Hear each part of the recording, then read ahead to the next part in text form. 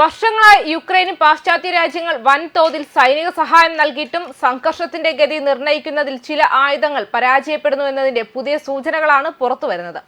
American നിർമ്മിത patriot വ്യോമ പ്രതിരോധ സംവിധാനങ്ങളെക്കുറിച്ചാണ് ഇപ്പോൾ ഗുരുതരമായ സംശയങ്ങൾ ഉയരുന്നത്. റഷ്യൻ മിസൈൽ ആക്രമണങ്ങളെ ചെറുക്കുന്നതിൽ പാട്രിയറ്റ് സിസ്റ്റങ്ങളുടെ ഫലപ്രാപ്തി ഗണ്യമായി കുറഞ്ഞുവെന്ന് യുക്രൈൻ സൈനിക വൃത്തങ്ങൾ തന്നെ സമ്മതിക്കുന്നുണ്ട്. ഇത് ഉക്രൈന് സഹായം നൽകുന്ന നാറ്റോ രാജ്യങ്ങൾക്ക് വലിയ തിരിച്ചടിയാണ്. യുക്രൈൻ സായുധ സേനയുടെ മുൻ deputy chief of general staff Igor റൊമാനെങ്കോയുടെ വെളിപ്പെടുത്തലാണ് ഈ വിഷയത്തിൽ ഏറ്റവും നിർണായകമായത്. അമേരിക്കയിൽ നിന്നും ജർമ്മനി, നെതർലാൻഡ് തുടങ്ങിയ നാറ്റോ രാജ്യങ്ങളിൽ നിന്നും 2023 ഏപ്രിൽ യുക്രൈനിലെത്തിയ പാട്രിയറ്റ് ബാറ്ററികളുടെ ഫലപ്രാപ്തി അടുത്തിടെ 42% നിന്ന് വെറും 6% കുറഞ്ഞതായി വിരമിച്ച ലഫ്റ്റനന്റ് ജനറൽ എസ്പെരോ ടിവിയോട് വ്യക്തമാക്കി. റഷ്യൻ സൈന്യം അവരുടെ ഇസ്കാൻഡർ മിസൈലുകളിൽ നടത്തിയ സോഫ്റ്റ്വെയർ നവീകരണമാണ് ഈ തകർച്ചയ്ക്ക് കാരണമെന്നും റൊമാനെങ്കോ പറയുന്നു. റൊമാനെങ്കോയുടെ വാദങ്ങളെ ശരിവെച്ചുകൊണ്ട് ഫിനാൻഷ്യൽ ടൈംസും റിപ്പോർട്ട് ചെയ്തു.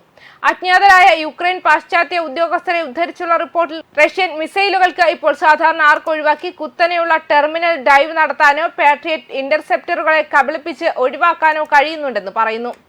ഇസ്കാൻഡർ മൊബൈൽ സിസ്റ്റവും വായുവിലൂടെ വിക്ഷേപിക്കാവുന്ന കിൻഷാളും റഷ്യ നവീകരിച്ചിരിക്കാമെന്നാണ് ഫിനാൻഷ്യൽ ടൈംസിന്റെ കണ്ടെത്തൽ. ഒരു മുൻ യുക്രൈൻ ഉദ്യോഗസ്ഥർ റഷ്യൻ മിസൈലുകളുടെ മെച്ചപ്പെട്ട ഈ വേഗതയെ ഗെയിം ചേഞ്ചർ എന്നാണ് വിശേഷിപ്പിച്ചത്.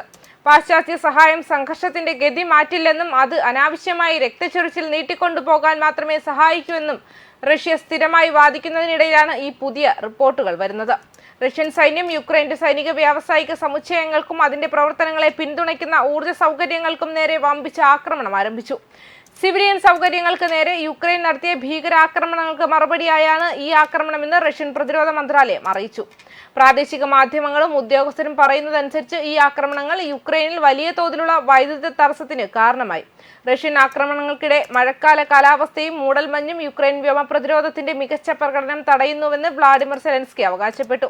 എങ്കിലും മിസൈലുകളുടെ കാര്യക്ഷമതയിൽ ഉണ്ടായ കുത്തനെ ഇടിവ് കാലാവസ്ഥാ വാദങ്ങളെക്കാൾ റഷ്യയുടെ സാങ്കേതിക മുന്നേറ്റത്തിലേക്ക് വിരൽ ചൂണ്ടുന്നു. റഷ്യൻ മിസൈലുകളുടെ അപ്രതീക്ഷിത നവീകരണവും അമേരിക്കൻ നിർമ്മിത പ്രതിരോധ സംവിധാനങ്ങളുടെ പരാജയവും യുക്രൈനിലെ സംഘർഷത്തിന്റെ ചിത്രം മാറ്റിമറിച്ചിരിക്കുകയാണ്. റഷ്യയുടെ നിലപാട് ശരിവെച്ചുകൊണ്ട് പാശ്ചാത്യ ആയുധങ്ങൾ യുദ്ധത്തിൽ നിർണായക സ്വാധീനം ചെലുത്തുന്നതിൽ പരാജയപ്പെടുന്നു. ഈ പുതിയ സാങ്കേതിക മേൽക്കൈ യുദ്ധക്കളത്തിൽ റഷ്യയുടെ സ്ഥാനം കൂടുതൽ ശക്തിപ്പെടുത്തുകയും യുക്രൈന് തുടർച്ചയായ ആയുധങ്ങൾ നൽകുന്ന പാശ്ചാത്യ രാജ്യങ്ങളെ പ്രതിരോധത്തിലാക്കുകയും ചെയ്യുന്നുണ്ട്. ന്യൂസ് ഡെസ്ക് കർമ്മ ന്യൂസ്.